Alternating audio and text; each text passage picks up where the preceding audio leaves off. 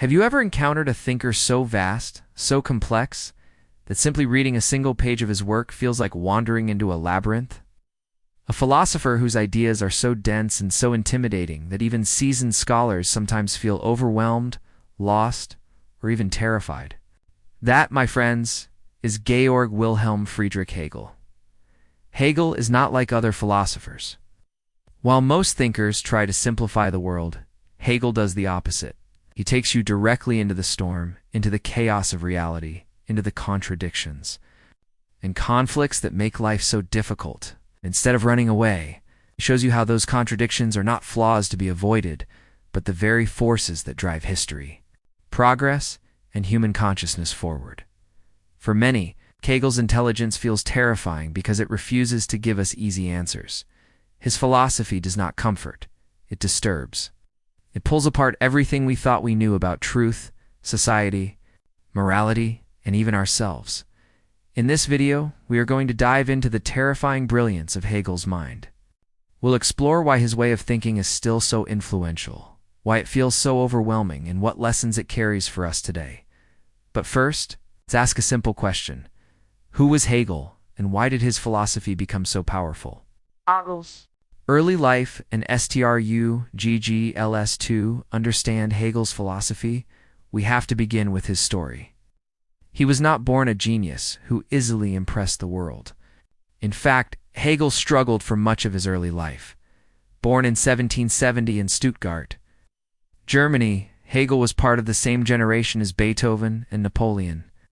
The world around him was in chaos. Revolutions, wars, and radical new ideas were reshaping Europe. Imagine growing up in a time when entire nations were questioning monarchies. When people were debating whether human beings could govern themselves, when religion, politics, and science were clashing like never before. Young Hegel was a quiet, serious boy. He loved books, especially philosophy and theology, but unlike some great thinkers, Hegel didn't shine early on. He wasn't a child prodigy. He wasn't the star of his school. Instead, he was slow, methodical, deliberate. His classmates often thought he was dull. And yet, beneath that slow, deliberate style, Hegel was building something massive. He was developing a way of thinking that didn't settle for surfacely explanations. Where others saw events as isolated, Hegel began to see connections. Where others saw contradictions as problems, Hegel began to see them as clues. This way of thinking would later evolve into his most famous contribution to philosophy, Dialectics, the idea that reality itself is shaped by contradictions, by the clash of opposites, and by the movement from conflict to resolution. But before he could formulate these ideas, Hegel had to endure years of failure and obscurity. After finishing university, Hegel struggled to find work. He wasn't immediately recognized as a genius. He worked as a tutor, lived in poverty, and often felt invisible in the intellectual world. He saw his friends achieving success while he remained stuck in obscurity. And here lies one of the first terrifying lessons of Hegel's life. Greatness is not born in comfort. True genius is often forged in years of frustration, loneliness, and doubt. It was only in his 30s that Hegel finally began publishing, and once he did, his ideas exploded. Across the philosophical world, his works were long, difficult, intimidating, but those who wrestled with them discovered a new way of seeing reality itself. The core of Hegel's philosophy now. Let's confront the heart of Hegel's terrifying intelligence, his philosophy of dialectics. Most of us are taught to think in simple, binary terms: true or false, good or bad, success or failure. But Hegel tells us that reality is never that simple. Instead, reality is full of contradictions, and these contradictions are not dead ends. They are engines of growth. Take, for example, the famous idea often but somewhat inaccurately summarized as thesis, antithesis, synthesis. A thesis is an idea, a position, a worldview. An antithesis is the opposite, the contradiction, the challenge, the resistance. And the synthesis is the resolution, the new idea that emerges by reconciling the conflict between the two. This process isn't just about arguments or ideas, it's about life itself. Think about your own personal growth. You start with a belief about yourself, the world, or your future. Then life throws contradictions at you: failure, heartbreak, struggle, doubts. And out of that painful conflict, you emerge stronger, wiser, and more complex. Hegel's terrifying intelligence was his ability to see that this is how reality itself unfolds. Not just in personal lives, but in history, politics, science, and even art. History for Hegel was not a random sequence of events. It was the unfolding of human freedom through contradictions. Every revolution, every war, every cultural shift was part of this dialectical movement toward greater freedom and understanding. And this is where people begin to feel unsettled. Because if Hegel is right, then even the darkest, most painful events in history are not meaningless. They are part of a larger process. A process that we, as human beings, often cannot fully grasp in the moment. To think like Hegel requires courage. Courage to face complexity. Courage to accept that contradictions are not mistakes, but necessary forces of growth. This is why many people find Hegel terrifying. He forces us to give up the comfort of simple answers. He demands that we see reality as it truly is: messy, contradictory, and constantly evolving. Why does Hegel feel terrifying to so many people, even to other philosophers? The answer lies in the dangerous depth of his thought. Most philosophers, even the difficult ones, give you a clear system. Descartes tells you to doubt until you find certainty. Kant gives you categories of reason. Nietzsche tells you to overcome yourself. But Hegel pulls the ground out from under your feet, shows you that nothing is fixed, not even truth. For Hegel, truth is not a static object you can hold in your hands. It is not a jewel you discover in a cave and keep forever. Truth is a process. It unfolds through history, through conflict, through contradiction, it evolves. And here's the terrifying part. If truth itself is a process, then everything we hold sacred, our morality, our religions, our political systems, even our personal identities, are not final. They are stages. It's temporary moments in an endless movement. This is what unsettled so many of Hegel's readers. He was telling them, what you believe is not the eternal truth. It is only one step in a larger dialectic. Hegel and his critics. Pause for a moment and look at how other philosophers reacted to Hegel. Arthur Schopenhauer, one of Hegel's fiercest critics, despised him. Schopenhauer accused Hegel of being deliberately obscure, of hiding nonsense in complicated language. He called Hegel a charlatan. But perhaps what really angered Schopenhauer was the fact that Hegel's vision was so totalizing, so all-encompassing, that it left little room for alternative philosophies. Hegel wasn't just giving you a perspective.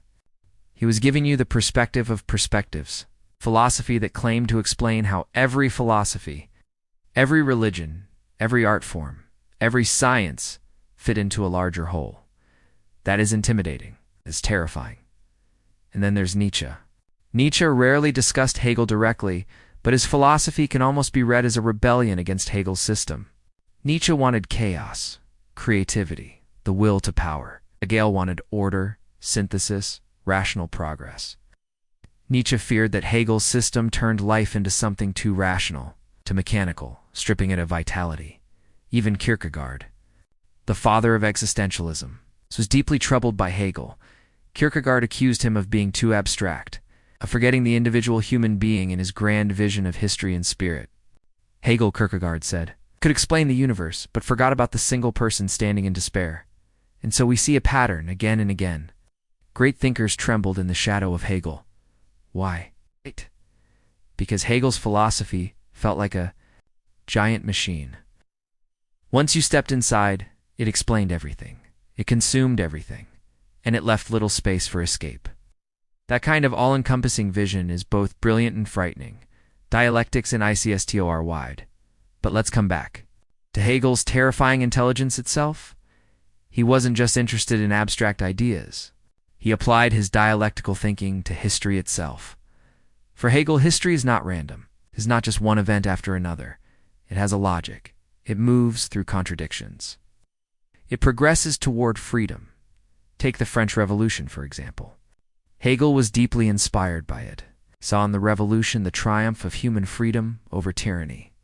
But he also saw the contradiction. The revolution, in its quest for liberty, gave birth to violence, terror, and eventually Napoleon's empire. For Hegel, this was not simply failure, it was the dialectic at work. Freedom could not be achieved without first passing through its opposite, violence and domination. Only through this painful contradiction could humanity move toward a deeper understanding of freedom. This is what makes Hegel terrifying. He looks at history, the wars, the bloodshed, the suffering, and says, this too is necessary. This too is part of the process. Most of us want history to be a story of good triumphing over evil, of heroes defeating villains. Hegel shows us something much harder to accept, that progress often emerges from tragedy, that freedom is born from conflict, that even destruction plays a role in the movement of spirit. Think about that for a moment. If Hegel is right, then our suffering is not meaningless, but it is also not optional. It is built into the structure of reality. That is a terrifying thought. The individual vs. the system. Now, let's turn to the question Kierkegaard raised. What about the individual? Hegel's philosophy is often accused of swallowing up the individual in the grand system of history. And there is some truth to this. Hegel believed that individuals find meaning not in isolation, but in participation. In larger structures, family, society, the state, in his view, true freedom is not doing whatever you want. True freedom is living in harmony with rational institutions that embody the progress of spirit. But here's where the terror creeps in again. If freedom is tied to the state, then what happens when the state demands obedience? What happens when the system says you must sacrifice yourself for history? Indeed, many later critics accused Hegel of justifying authoritarianism, of turning the state into a kind of god. And while Hegel himself did not explicitly advocate tyranny, the ambiguity of his philosophy left room for dangerous interpretations. This is another reason Hegel feels so unsettling. His ideas are so massive, so abstract that they can be used to justify almost anything: freedom or oppression, democracy or dictatorship, progress or stagnation. His philosophy is like a mirror. People see in it what they want, and that makes it powerful, but also frightening. Hegel and modern life at this point, you may be asking, why should I care? Hegel lived 200 years ago. Why does his philosophy still matter today?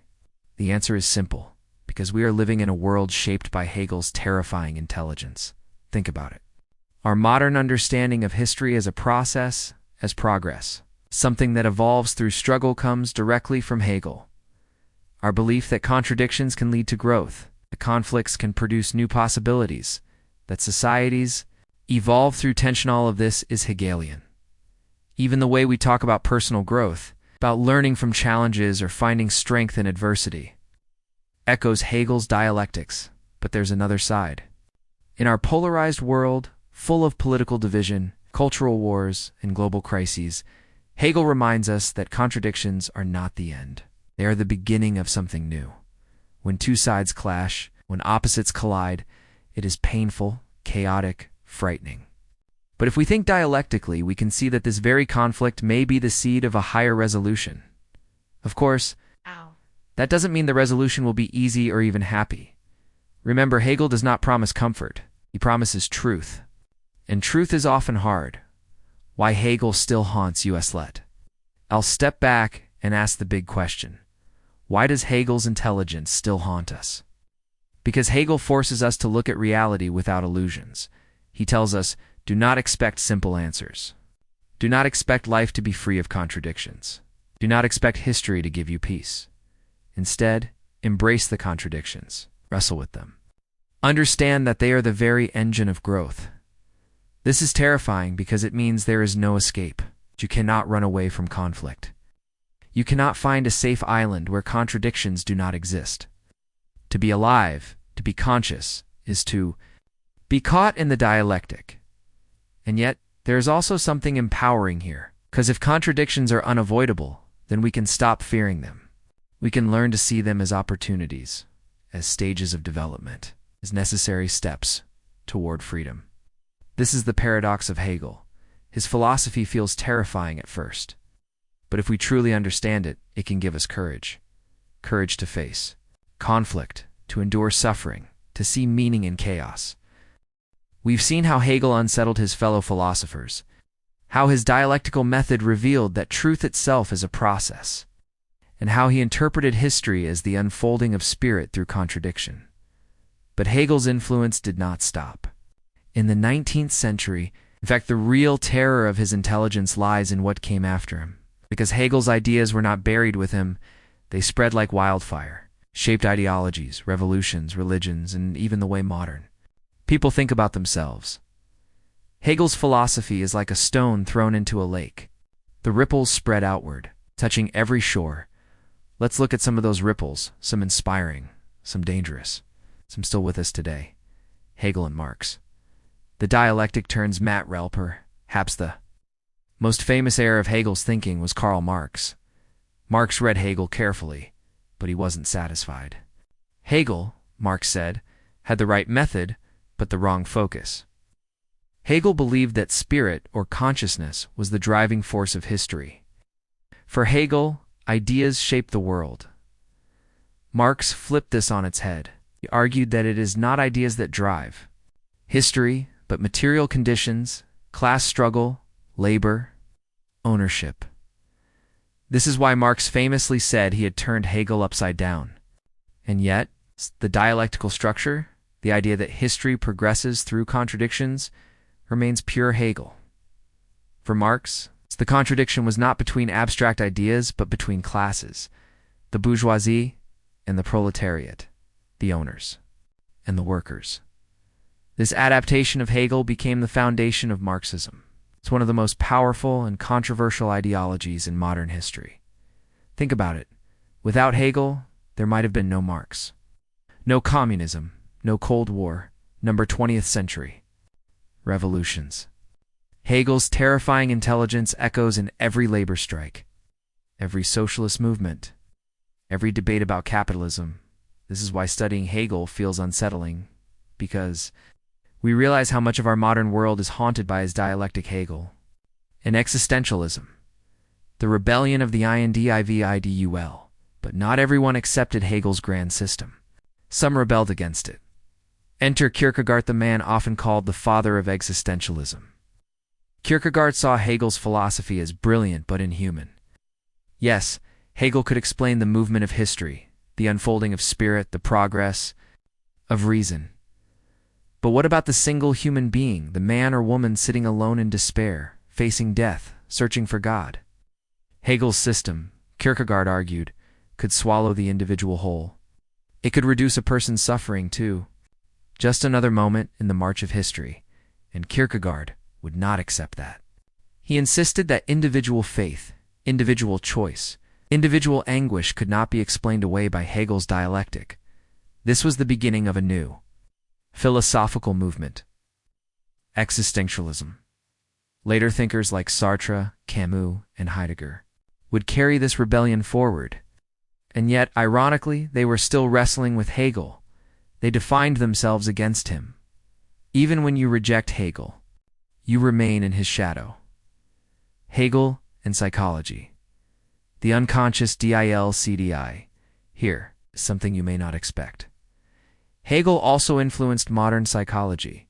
Take Sigmund Freud. Freud developed the idea of the unconscious, the notion that hidden conflicts, desires, and repressed memories shape our lives. Though Freud rarely mentioned Hegel, many scholars see parallels. The unconscious is a kind of dialectical battlefield where opposites clash: desire versus repression, life drive versus death drive, and the result is our personality, our symptoms, our dreams later. Jacques Lacan, the French psychoanalyst, explicitly drew on Hegel. Lacan used Hegel's master-slave dialectic to explain how human desire is formed through relationships with others. So even when you sit in a therapist's chair today, pouring out your feelings, you may still be haunted By Hegel, his dialectic lives inside the very language of psychology, Hegel and religion. The death of God and the birth of Spiritual was also a deeply religious thinker. Though in a way that shocked many of his contemporaries, he spoke of God not as a distant being in the heavens, but as spirit unfolding in history. For Hegel, God is not outside the world. God is the process of the world coming to understand itself. This is radical.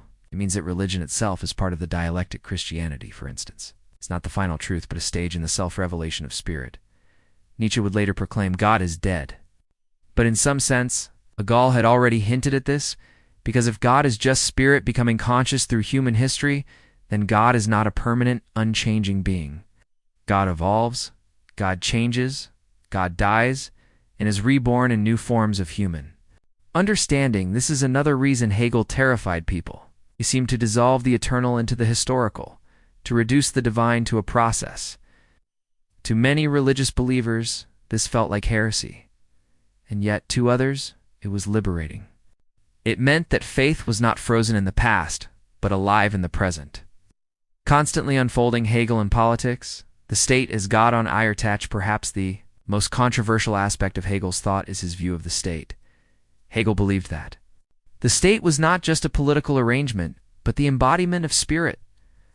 The realization of human freedom in history, to him the state was sacred. It was where individuals found true freedom by participating in rational laws and institutions. But here's the problem. If the state is sacred, then what happens when the state becomes oppressive?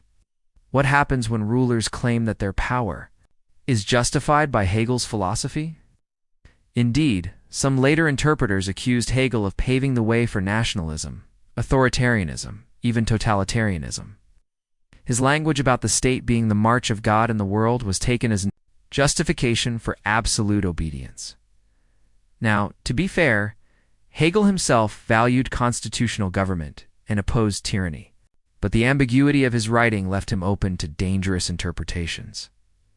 This is why Hegel is so haunting. His ideas are powerful, but they are not safe. They can inspire freedom or justify oppression. They can ignite revolutions or defend. Empire's the dual face of Hegel, and this is perhaps the ultimate reason. Hegel's intelligence feels terrifying. It has a dual face. On one side, Hegel teaches us to see contradiction as growth, history as progress, and freedom as the destiny of humanity. This is inspiring. On the other side, Hegel's system can seem to justify suffering, violence, even war, as necessary steps in the dialectic. This is chilling. He gives us courage, but he also strips away our illusions. He promises meaning, but he does not promise comfort, and that perhaps is why so many great thinkers from Kierkegaard to Marx to Nietzsche to Freud could never escape him. They fought against him, they adapted him, they misused him, but they never ignored him, because Hegel's intelligence was not just sharp, it was overwhelming. It was the kind of intelligence that could explain everything, and doing so made us wonder if anything was left unexplained. We've traced Hegel's journey from his revolutionary dialectic to his influence on Marx, Kierkegaard, Freud, religion, and the state. Now it's time to face the bigger question. Why does Hegel still matter today? Why should we care about this German philosopher who died almost 2 centuries ago? The answer is simple. Because Hegel is still alive in our politics, in our psychology, in our very way of thinking. Hegel, in the 20th century, the dangerous Miserade Eidos the 20th century, proved just how dangerous Hegel's ideas could become.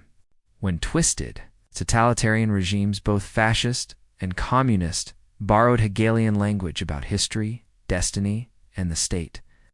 They claimed their rule was the necessary unfolding of spirit. Wars were justified as inevitable contradictions. In history, millions suffered under ideologies that believed they were the rational outcome of dialectical progress. Now, was this Hegel's fault? Not directly. But his language gave a powerful intellectual cover for those seeking power. And this is the dark side of his intelligence. His philosophy was so vast, so flexible, that it could be bent into almost any shape. Hegel, in the 21st century, why he still met a TTR sand yet? Hegel is not only dangerous, he is also profoundly useful, especially in our fractured modern world. Think about it. We live in a time of contradictions. Technology connects us, but also isolates us. Nations cooperate, and yet clash. People are freer than ever, but also more anxious than ever, Hegel would say. This is the dialectic at work. Progress never comes in a straight line. It comes through tension, conflict, struggle.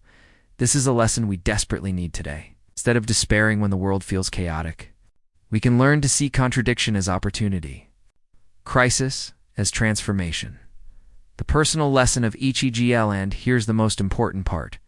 Hegel is not only about history, politics, or philosophy. He's about you. Your life is also dialectical. You have contradictions inside you, hopes and fears, dreams and failures, love and pain. And like history itself, you grow not by avoiding these contradictions, but by facing them. Every setback, every crisis, every inner conflict is not just an obstacle. It's part of your becoming. This is Hegel's terrifying gift. The realization that struggle is not meaningless, it is the very substance of freedom. Conclusion. The intelligence that still thrives. So why is Hegel's intelligence terrifying? Guess. Because he saw too much. Because he refused easy answers. Because he revealed that truth is never final.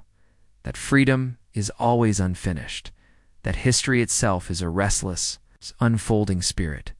And once you see the world this way, you cannot unsee it. You are caught in the dialectic. That is the haunting power of Hegel. And that is why his intelligence still echoes through our politics, our psychology, and our personal lives. So the next time you feel the weight of contradiction in your own life, remember, you are not broken, you are becoming. And in that becoming lies the essence of spirit itself. Asterisk if you found this journey into Hegel's terrifying intelligence enlightening, make sure to subscribe for more deep explorations into philosophy, psychology, and the hidden forces shaping our world.